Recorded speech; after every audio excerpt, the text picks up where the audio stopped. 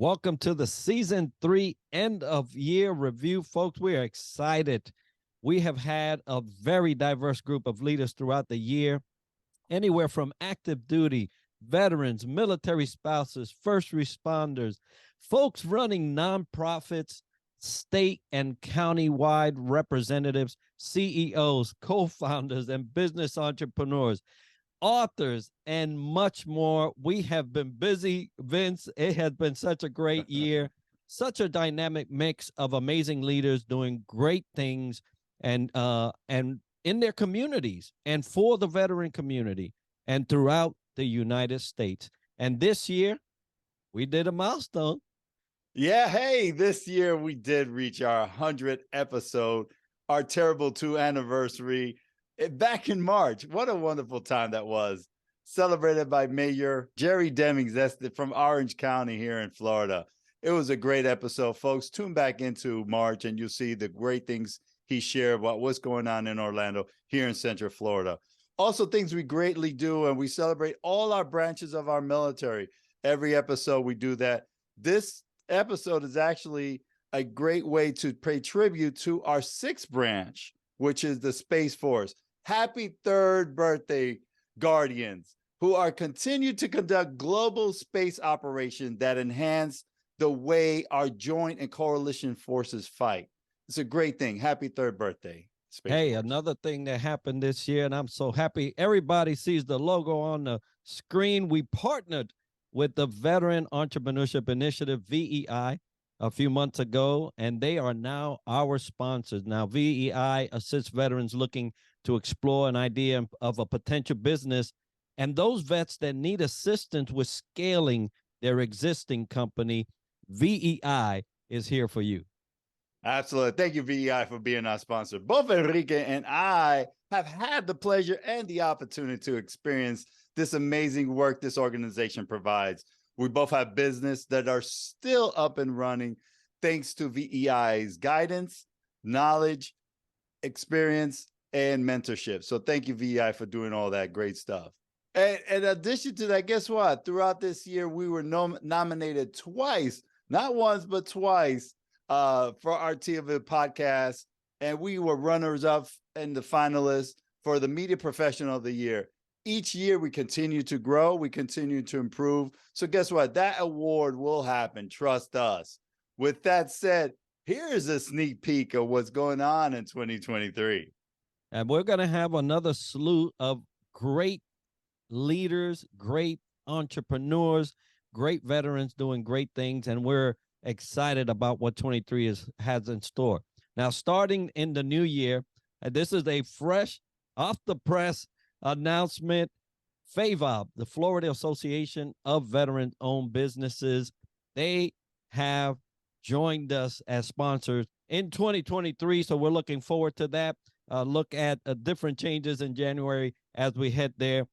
They focus on advocating for and supporting veteran-owned businesses to do businesses with each other and increase their reach in the local and state communities.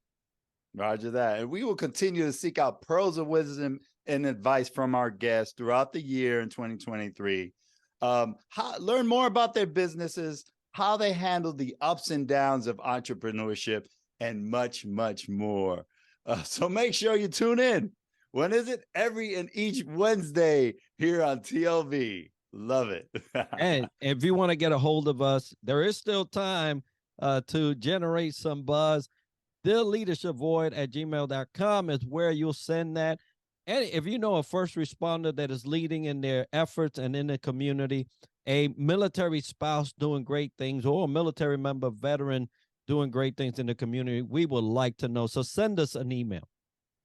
Absolutely. And please follow and subscribe to our YouTube channel. Definitely. You'll be awesome to know that there's some great things coming on. So this was a great time for you all to know what we have done in season 3 and also what's going to come up. It was an amazing year. It's the end of year review. Folks, have an amazing holiday season. And guess what? We will see you in 2023 next year. you're watching this as an audience or listening to this as an audience, I mean, you're looking at the positive, right? You're writing down the 5 things that you take away from a positive, when you don't realize that the things you should be writing down is the 72,000 things that were the failures. 3 ways to purchase a suit. There's off the rack. That means you walk into a store and whatever is hanging there is what your choices are. Tailor-made is what we do. Tailor-made, it's much more intricate, okay? But I'm going to show that with you in a second. Then there's custom-made. That I have always in my career, both here at the sheriff's office and even before, whether it's military or any job that I had or environment that I've been in prior to this, I've always tried to make good decisions on who I select as my role models. It's in order to be successful, those people you have, there's a recipe for that. You need a lawyer, you need a banker, you need a CPA, you need an insurance broker, and I always kid, you need a priest, a pastor, a shrink, or somebody that you can talk to, because you're going to have difficult days, right? So you're going to have to talk to somebody, right? Is you got to embrace it. You know, so many of us just fight, and we spend so much energy fighting the momentum of change versus embracing it. It's a lot of wasted energy, because every moment something is changing. Our body's changing, a scenario is changing. We cannot fight it. Networking during change is really good because you have support and you get people from different areas giving you different perspectives. So it just kind of widens your knowledge base and like how you could traject in a different area, or give you an example of, okay, well, they did it this way. Like, and you don't always have to do it exactly how they're doing it, but take pieces that work for your organization and you. So yeah, I think it's all about just improving on yourself every day. You just have to look for it. I think it's naive to think as a business owner that you could ever do anything without encountering change. And I think the military is actually the playground where we learn that, right?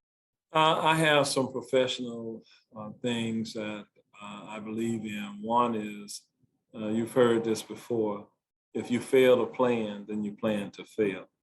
People talk about, you know, particularly in women, and I'm a big women empowerment, but we don't get there alone. I want to tell you that my partners and some of the biggest advocates and the strength behind Aviv are men. Based off of what I was sharing earlier about leadership, balancing, you know, self needs with the team needs. So I really utilize a collaborative model. I don't ever use my education or my degrees or my certifications to hold above anyone. But the other thing that I've really learned the value of for a leader is you have to have serenity. You have to have some way to get peace. Well, my advice is from my grandpa Bill, and he advised me that you miss 100% of the opportunities that you don't go after. For me, I talk things through, right? So faith, family, and friends, right? And so much so that because the Army taught me how to be an effective planner. And so when I talk things through, I'm literally wargaming courses of action from different angles, right? Mentorship, having a mentor or coach, reading business literature. One of the ones that I actually ended up started to teach was the 5 dysfunctions of a team. I really love reading books like that. And then I'm a woman of faith, so I like to read and study my Bible in the morning and get some wisdom from there and go forward. And I had a boss later on who was a lieutenant colonel when I was a captain, and he retired a 3-star general. And I'd walk by him in the hallway, and he would stop and say, "How you doing, Oak?" And he wasn't one of those guys you could say fine and keep walking. He wasn't buying that. He stopped it, and he'd stand in front of you, made you stop, and he'd say, "How are you?" I'm a Stephen Covey fan and educated through 7 Habits. Probably the best habit of all for me that's always resonated both on the personal life and professional life is to first seek to understand and then next to be understood. The best way that I deal with challenges is I don't deal with them alone. And for whatever reason, in the military life, it's all about community, it's all about the unit. And then you come out and you're kind of like left to the wolves. And so what I have found, Vince and Enrique, is that I need to really protect my space by, going to yoga. How am I taking care of myself? What are the foods that I'm putting into my body? Going to acupuncture, right? Having my own people, my own network of people to talk to and vent to, having my own therapist, my own counselors and coaches to go to when I'm stuck with some stuff that maybe I don't see. But I've expanded the investing in myself to include those things that make me feel whole. So exercise, movement, that's important to me. That's where I do my most reflective thinking. So it's getting out there and running and listening to my feet hit the ground and really getting in this meditative state of thinking and of flowing. So let me give you a controversial response. I do absolutely nothing. And you're gonna be like, what do you mean by nothing? I'm actually reading this book right now by Celeste Headley, and the title of the book is Do Nothing. And basically, we need to do so much more. We are becoming, and we're so addicted to efficiency that productivity is killing us. We always want to do everything perfect, and it's nothing perfect out there in business. So if you're an entrepreneur, you're learning, just doing it. Don't think too much. If you fail, it's okay. So one of the biggest things that I learned when I was really young in my career, so newly out of the Marine Corps and in the workforce, and I found myself, because I had been making those life and death decisions for other people on their behalf, and was really used to directing my crew and directing my team, I found that as a young engineer, I was out in the field making calls that didn't belong to me.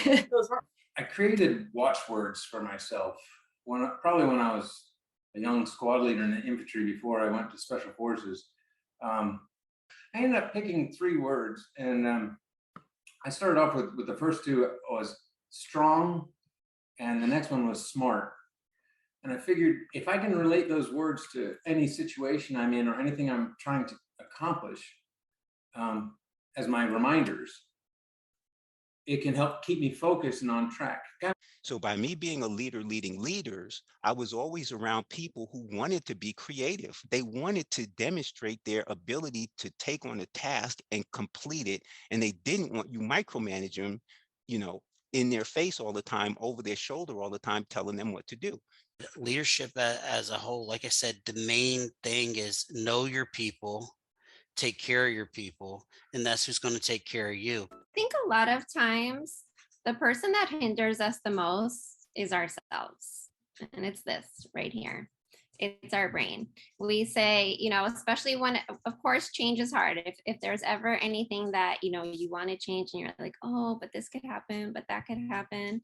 But you know what happens if you keep doing the same thing? Nothing. In 4th grade, we were discussing the Stoics. And I had a teacher that if you got hurt on the playground and you were crying, she would come over to you and say, is that a big hurt or a little hurt? And it's a little hurt, and then you shouldn't be crying. You should control that, And so we would have almost a Stoic philosophy at that early of the time in 4th grade. And it was Miss Yancey. And Miss Yancey would also say to us, always be true to thyself. When you graduate from West Point and then you serve in the military in a combat arms function, you're constantly in a leadership position, right? So one of the things that the military does really well is professional growth. They always can encourage, there's reading lists. You can learn about leadership from learning about how others did it, whether they did it well or they didn't do it well. There's always lessons there. And that's the thing that a lot of people will say when they say, I want to do video cap, but I don't want to look stupid, or I don't want it to come across wrong. You know what? You're your voice, you're your brand. Nobody can change that. Nobody. And you might get some comments that people don't like it, and who cares? Leadership has changed a lot in that, when I came in the Coast Guard, we didn't have the technology that we have now. So I basically saluted smartly. My boss told me to do something. My boss's boss told them to do something. And then that person told me to do something, and I just saluted smartly and did it. Nowadays, it's very likely that your subordinate will be just as informed as you are. One is getting outdoors, being grounded, as I say, with Mother Earth, or whatever your, kind of faith or perspective. I love to get out in my garden. I love to get to national parks. I've been to over 25, I think it is. I lost count. And in that is travel. I love to travel. And when I travel, I get more perspective about who I am, what are my practices, what are my traits, what are my rituals, and learning from those who I might interact with on those trips. I'm going to share just one example of the Veterans Treatment Court. It happened in the first couple of years that I got involved. A veteran graduated. He's with his wife and his little baby. He was a Marine. He was hooked on opioids. Okay, he graduated. He says his testimonial. Everybody stands up, they're clapping. Everybody's crying. They're cheering. He walks away. His wife passes me with the baby. She nods. I give her a nod. She walks 2 steps past me. She stops.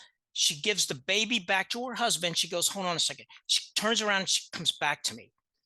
She comes right up to me. She hugs me and she whispers in my ear. Do you know what she says to me? Here's what she says to me. Thank you for giving my husband back to me. The main thing was reading the biographies of leaders that I wanted to emulate. Those historic leaders, whether it was from another country, from America, or from Florida, to me it was important to see from and learn from their mistakes, from their experiences, because there's nothing new under the sun. I wish I heard more from my own leaders as I've come up in this professional world is frankly I don't know. I've worked for leaders that will just talk long enough that maybe I will extract the answer I'm looking for, or maybe I forgot what it was that I asked for.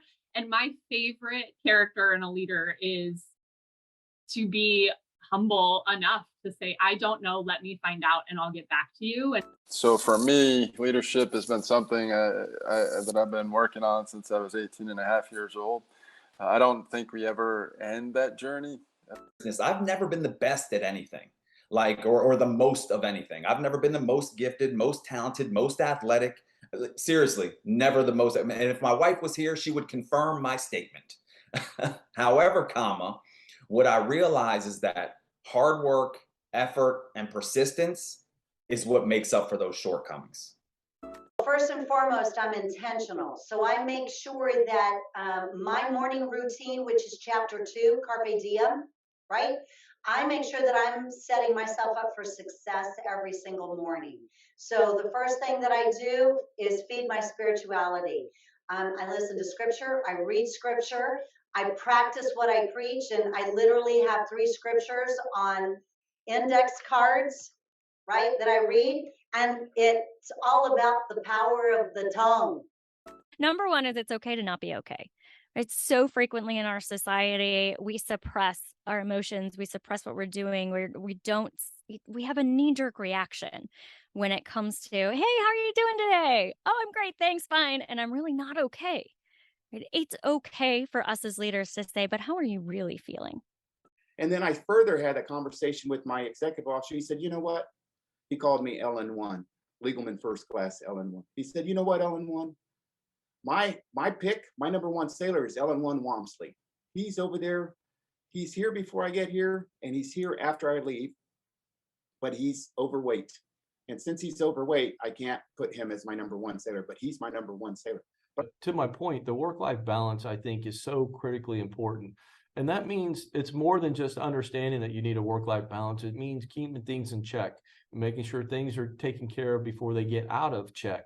And not committing to, most of us are servants, we're public servants. So naturally we are going to serve, and that's going to take the bigger piece of the pie from everything else in your life. And the next thing you know, you got 75% of your concern and what you're doing is your motivation is at work. And then, then you wonder why your home life's getting a little bit off of the tracks.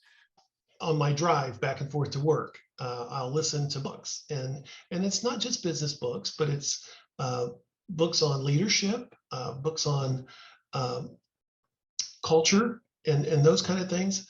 I think the more that we read and that we open our mind to new ideas, that's what sparks new ideas. I've often said this, you know, you learn from seeing things done right, and you also learn from seeing things done wrong. I think two things come to mind when I think of that. And number one is purpose. I'm a big believer and studier of purpose. I truly believe that each of us are planted on this earth for a purpose. And that purpose is to serve in some capacity. I always had great mentors, whether they were not so good mentors and great mentors, because you learn from both. I had somebody tell me once, and the military guys will get this, at least the Army guys. I don't know about the Air Force and the Navy guys, but always be at the decisive point, but never be decisively engaged. That sometimes when you feel like you're at your lowest point, find the upside of that failure. And I know, you know, the vogue thing to do today is, oh yeah, fail fast, everybody's, you know, but I mean, you know, the way we came up, you don't try to fail. Failing ain't something that was going to get you promoted to the next rank. You know, the human experience is a beautiful thing, man. And it starts, I've been working in the workplace for over 30 years, and you pick up a lot of things along the way. And you pick up a great leadership moment, and you pick up poor leadership moments too. So I think that's important to capture those things, and take notes of those things, because I think what you think about and what's on the forefront of your mind is actually what you become and how you act out.